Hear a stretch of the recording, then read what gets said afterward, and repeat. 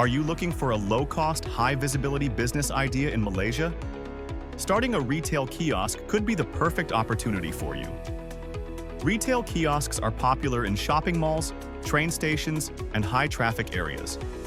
They're flexible, affordable, and ideal for selling products like food, fashion accessories, gadgets, and souvenirs. To get started, register your business with the Companies Commission of Malaysia, SSM. Depending on your setup, you may operate as a sole proprietorship, partnership, or private limited company. You'll also need the relevant business and premise licenses before opening your kiosk. Location is everything. Choose a spot with high foot traffic and visibility.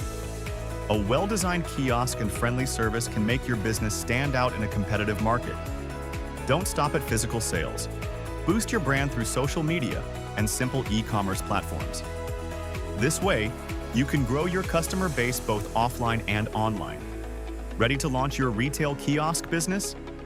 At 3E Accounting Malaysia, we offer expert incorporation and business advisory services to help you every step of the way.